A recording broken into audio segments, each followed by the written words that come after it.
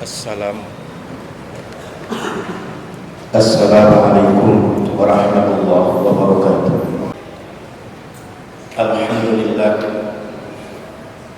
Alhamdulillahilladzi ja'ala ad-dina ribatan matinan bainal qulubil mu'minin wa amara bil ittihad wa ta'awun wa nahaa 'anil tafarruq wa tanazzu' fi kitabihil mubin. Asyhadu an la ilaha illallah wahdahu la syarika la syahadatan tabtaghi 'alaiha al-usul wal furu' wa asyhadu anna sayyidana Muhammadan abduhu wa rasuluh shadiqil wa'dil amin. Allahumma shalli wa sallim wa barik ala sayyidina wa maulana Muhammadin wa ala alihi wa sahbihi alladhina tabat nufusuhum wa saqat qulubuhum fa kanu sa'adatan mansurin. Amma ba'd. Fa ya ibadallah, fa ya ayyuhal hadirun, usikum wa nafsi wa iyaya bi taqwallah faqad faza al-muttaqun. Fa'lamu anna Allah yaqul fi kitabihil karim, a'udzu billahi minasyaitonir rajim, wa may yattaqillah yaj'al lahu min amrihi yusra. Al-ayat. Sadaqallahu.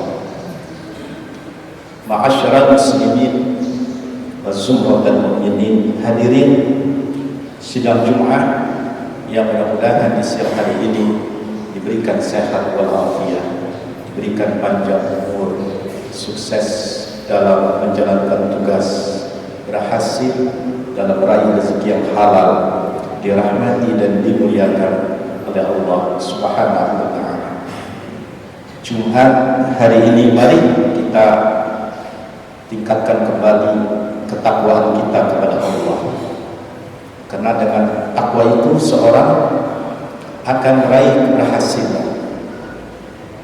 Dari keberhasilan akan memperoleh kebahagiaan, kenyamanan, ketenangan, dan juga kenyamanan di dalam hati, kesejukan di dalam hati. Allah berfirman dalam surat At-Talaq, wa man yattaqillah yaj'al lahu min amrihi yusra.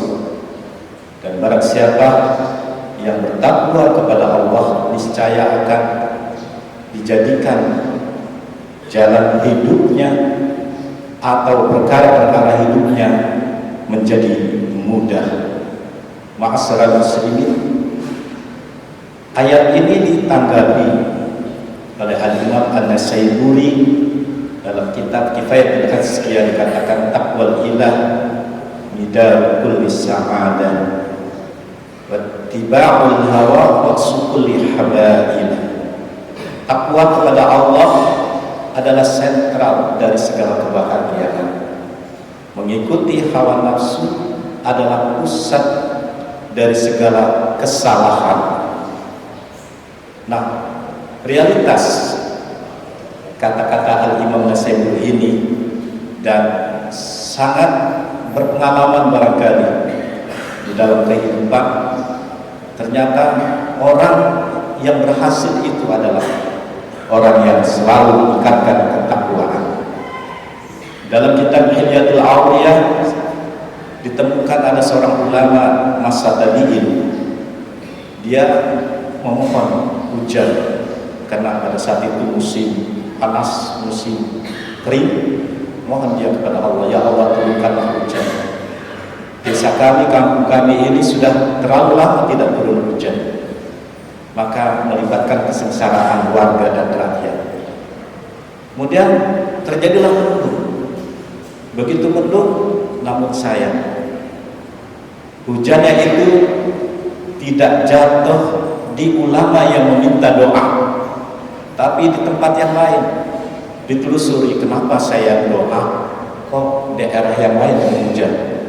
Ditelusuri, ternyata begitu ditelusuri, ada seorang petani yang sedang bercocok tanam.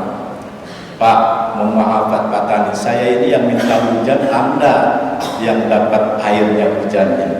Saya berdoa, Anda yang dapat bahagia. Mungkin ada amalan yang Anda lakukan. Apa rahasianya?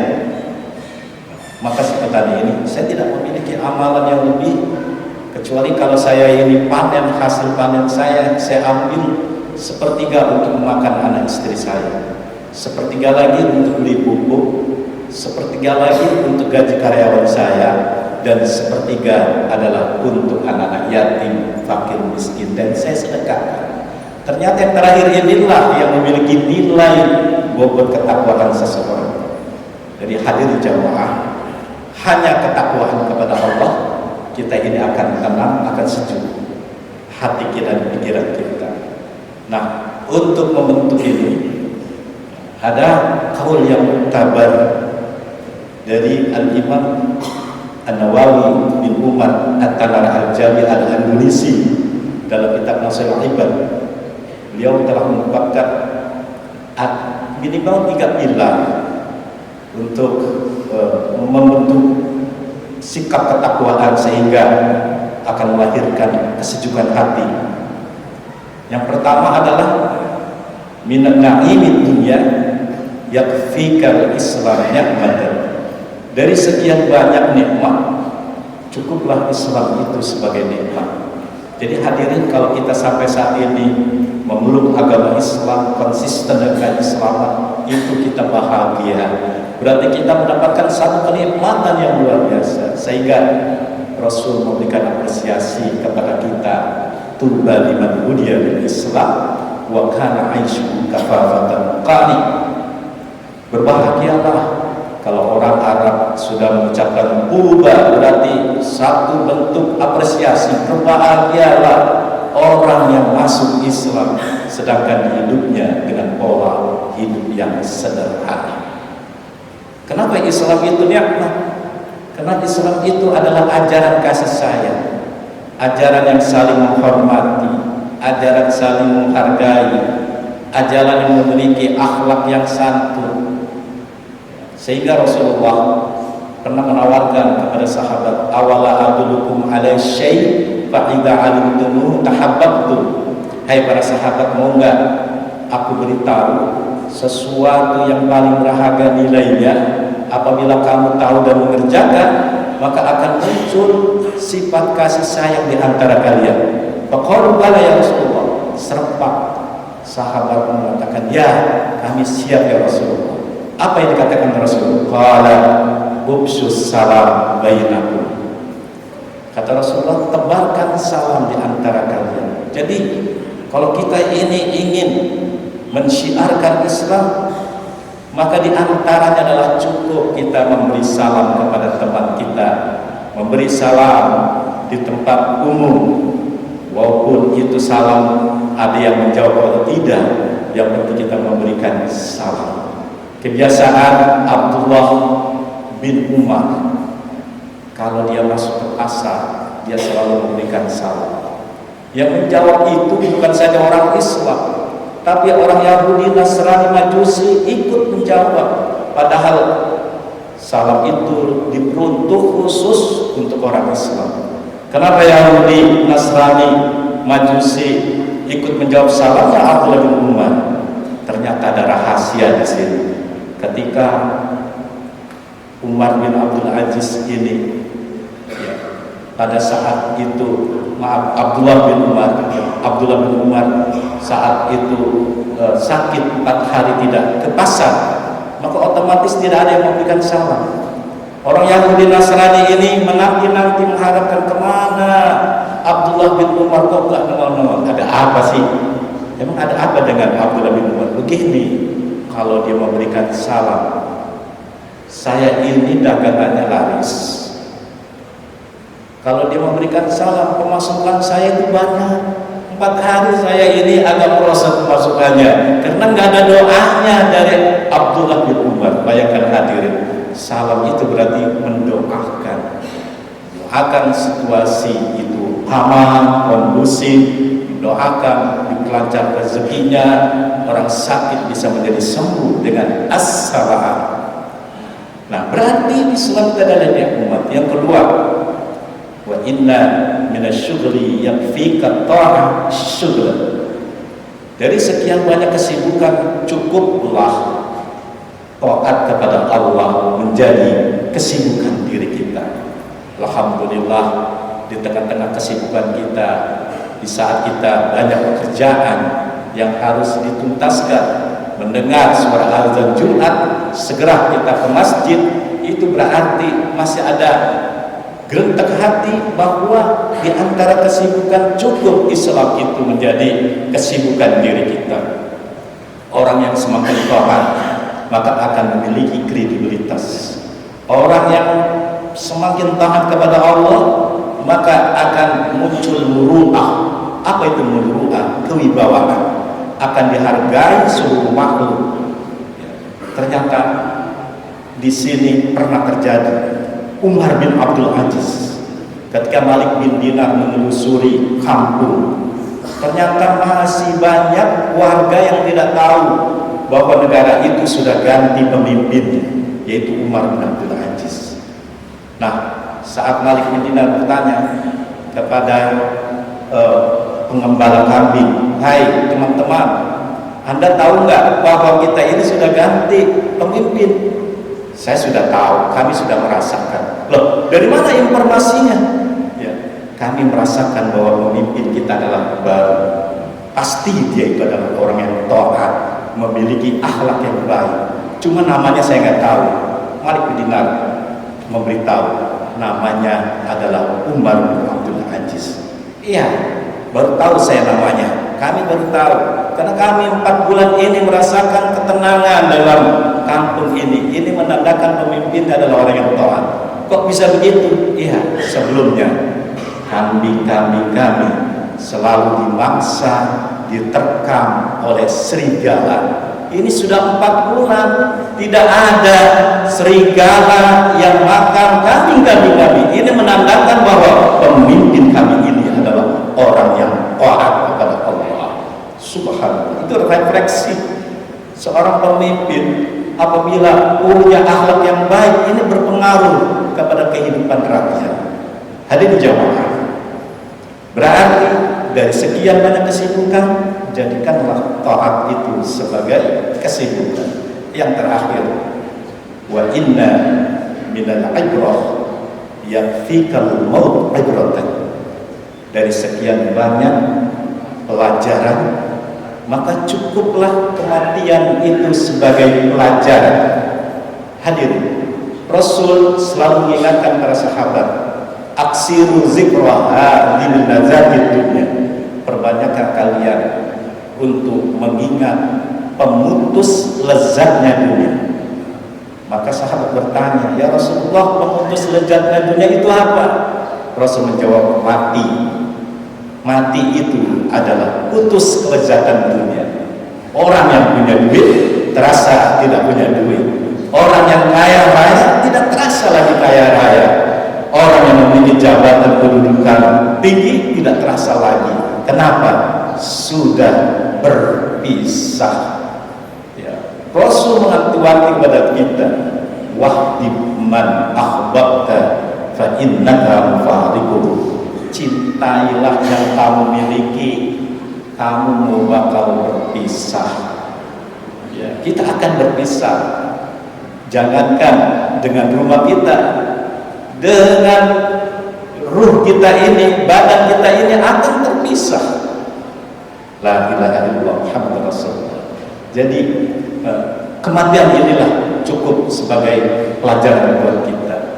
Ketika Umar bin Abdul Aziz sedang cari angin malam-malam, terus lampu istananya dimatiin. Tiba-tiba ada rakyat, "Wahai khalifah, saya ingin mengeluh, saya ingin mengadu." Ya silakan, dinyalain lagi itu lampu istana. Ternyata Umar bin Abdul Aziz bertanya kepada rakyat yang mengeluh ini, "Kamu datang ke sini ini kepentingan pribadi apa kepentingan rakyat?" "Oh, saya datang ke sini kepentingan pribadi." "Kalau begitu saya matiin lagi di lampu-lampunya." Dimatiin lagi. Orang ini protes, "Kenapa dimatiin wahai khalifah?" "Karena kamu datang kepentingan pribadi, sementara istana ini minyaknya dibeli dari uang negara, jadi bukan kepentingan rakyat. Mohon maaf, kita gelap, lebih baik gelap di dunia daripada gelap di kuburan. Gelap di kuburan selama-lamanya, kita ini akan ditinggal oleh keluarga kita, sanak famili kita sendiri di sana siang malam sampai hari kiamat. Kita gelap kalau kita ini berkhianat kepada rakyat dan warga. Nauzubillah. Jadi ingatlah kematian sebagai pelajaran buat kita.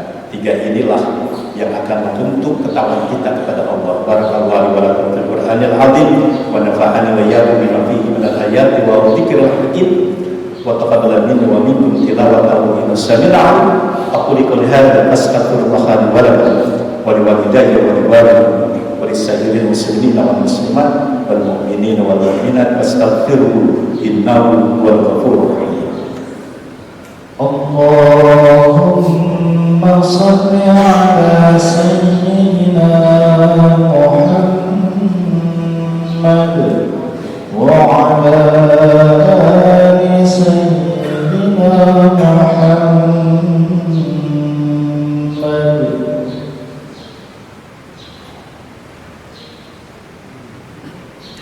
Alhamdulillah khaliqil anam wa hakimil hukam وجعل النور والظلام أشهد أن لا إله إلا الله وحده لا شريك له ذو الجلال والكمال والإكرام وأشهد أن سيدنا محمدا عبده ورسوله أفضل وخير الأنام اللهم صل وسلم وبارك على سيدنا ومولانا محمد وعلى آله وأصحابه الكرام أما بعد فيا عباد الله ittaqullah mastata'tum wasari'u ila maghfirati rabbil alamin fa'lamu anna Allah yaqul fi kitabihil karim innallaha wa malaikatahu yusalluna 'alan nabi ya ayyuhalladzina amanu sallu 'alaihi wa sallimu taslima Allahumma salli wa sallim wa barik ala sayyidina Muhammadin sayyidil mursalin wa ala alihi wa sahbihi ajma'in